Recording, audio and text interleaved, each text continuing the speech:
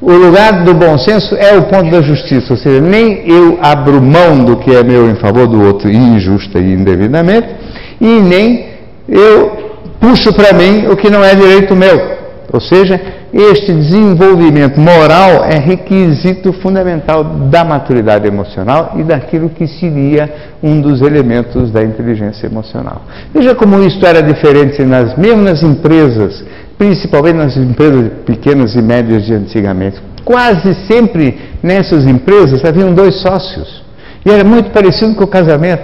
Tinha um sócio de um modelo e outro sócio do outro modelo. Não é? Então tinha o sócio estourado, bravo, mandão, prepotente, que não podia ser contrariado, agressivo, malcriado, não é? Grosseiro, egoísta, acusativo, e que parecia que era o chefão que mandava mesmo, mais em tudo e em todos, e tinha o bonzinho, tolerante, panos quentes, que segurava a onda, etc. E assim formava uma duplicidade dentro da própria empresa, que parece que a própria empresa também absorveria tranquilamente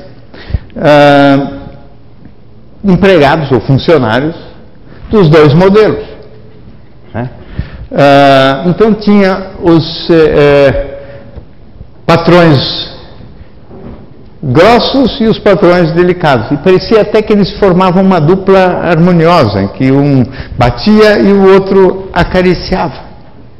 Isto tinha a sua eficácia, até porque isto provavelmente era um capitalismo que ainda estava na sequência da escravatura, não é? E aonde, portanto, o funcionário era quase um escravo mesmo. Então tinha que bater, porque achavam que batendo é que o indivíduo ia desenvolver a plena produtividade.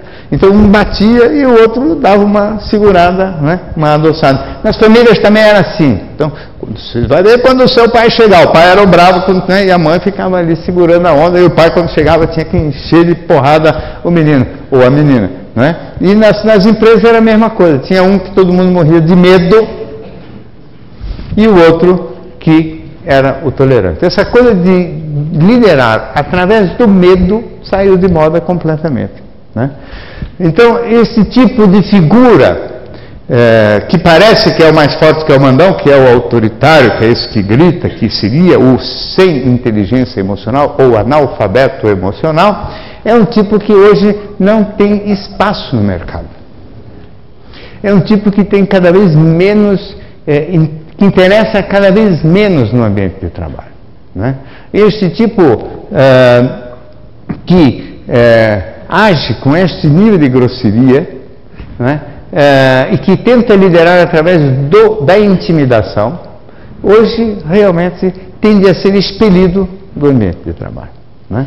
Até porque as empresas também não são mais tão propriedades individuais, são empresas grandes, sociedades anônimas, a tendência para empresas maiores, etc. E nas empresas maiores não existe mais isto, apesar de que, eu volto a dizer, no topo das empresas ainda existem muitas dessas figuras, né, emocionalmente duvidosas, mesmo quando não donos, e que às vezes se equilibram lá graças a condutas nem sempre as mais idôneas.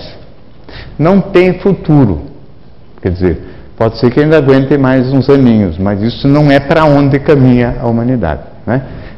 Num evento grande, falando para empresários, né, e para jovens executivos, e eu falei isso há uns anos atrás e eu continuo achando, do ponto de vista da evolução moral, que faz parte da maturidade emocional e da inteligência emocional, uma sofisticação moral, ou seja, este sentido de justiça, essa preocupação com o próprio direito e também com o direito do outro, em igualdade de condição, não renuncio ao meu direito, mas também não quero sacanear ninguém.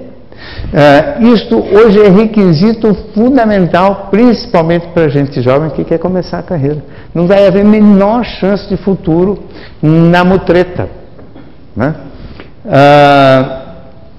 O próprio, eu inclusive uma vez num texto que eu escrevi para o Congresso Nacional, para o Senado, né, quando da outra vez que o presidente era o Sarney, ele pedia perspectivas para o século XXI, e eu dizia isso nesse texto que eu escrevi já há muitos anos atrás, né, que o futuro era um futuro onde a idoneidade moral tenderia a crescer, não por nenhum grande avanço psicológico dos seres humanos, mas por causa do próprio avanço tecnológico.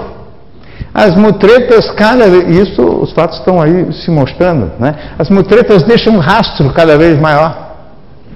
Né? As deslealdades, as safadezas são cada vez mais facilmente rastreáveis. Né? Então eu dizia, até meio de brincadeira, não é?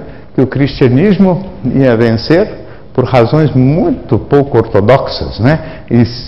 Ou seja, pelo avanço da tecnologia e da informática, e não por nenhum grande e sofisticado avanço moral. A informática é o maior inimigo da ladroeira. Não sei como esses caras ainda não perceberam isso. Né? Levanta todas as contas, eles só não pegam tudo porque não querem, né? Porque eles têm que fazer movimentos contra as CPIs, né? E nas CPIs mesmo também não fazem o que tem que fazer, porque se quiserem fazer, também não vai sobrar pedra sobre pedra, no mundo, hein? Não é no Brasil, não, no planeta inteiro. Então, isso aqui, há uma conspiração a favor da idoneidade, uma conspiração a favor também de um tipo de gerenciamento empresarial que seja fundado em companheirismo, em lealdade, em delicadeza no trato, porque hoje os funcionários não são mais chamados, não são mais vistos como escravos. Não é? Hoje se fala toda hora na palavra parceria, ainda que muita gente fale a palavra só da boca para fora, mas é muito para onde vai caminhar as coisas, ou vão caminhar as coisas, quer dizer, para que as pessoas se relacionem em nível respeitoso. Respeito é uma palavra que o tipo analfabeto emocional desconhece. Né? O analfabeto emocional não sabe o que quer dizer respeito. Respeito significa e passa e depende de se preocupar com o direito da outra pessoa. Né? O problema todo é o seguinte: tudo isso é muito bonito, mas aí chega a seguinte questão. Admitamos que o indivíduo que esteja aqui, né, fala assim, tá certo, eu sou um imaturo, ou sou um indivíduo emocionalmente pouco inteligente, não sou hábil no trato com as pessoas, sou estourado, não tenho controle sobre as minhas emoções, sou prepotente, tendo a acusar os outros, né? Ou que eu esteja na situação inversa, não sou isto, mas convivo com pessoas, ou tenho um chefe que é isto, né? O que fazer? Quer dizer, como é que se faz, principalmente, como é que se faz para deixar de ser um analfabeto emocional? Como é que se faz para crescer emocionalmente? Né? Porque essa é a grande questão, né? Admitindo que uma boa metade da humanidade não cresceu espontaneamente, o que não deixa de ser curioso, né? Uma boa metade não cresceu espontaneamente. Esta metade que não cresceu espontaneamente, se não fizer esse crescimento, mesmo se tiver competência técnica, vai ter o seu futuro profissional altamente comprometido. E tem que arrumar um jeito de crescer, e rapidinho, né? E é evidente que nós não podemos sugerir tratamentos psicoterápicos para todo mundo, por mais eficiente que fosse. Metade da população do mundo não pode, né, estar. A primeira coisa seria, na verdade, se criar um ambiente, uma atmosfera, isso vale para as famílias, vale para as escolas e vale para as empresas, onde este comportamento não tenha nenhum tipo de endosso.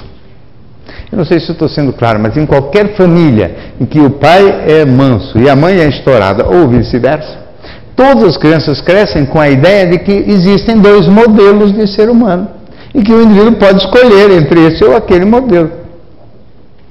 Não é? Então, essa tendência para 50% de cada nova geração reproduzir o padrão da imaturidade emocional é porque na casa, quase sempre, um dos dois pais, não é?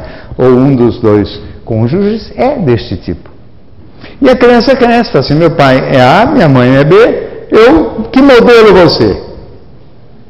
Né? Ele pode escolher. O primeiro filho costuma escolher, por 1000 razões, um dos dois modelos. O segundo é o oposto do primeiro. porque Caim matou Abel. E como vocês sabem, os irmãos se odeiam. Então, se o primeiro for manso, o segundo é bravo. Se o primeiro for bravo,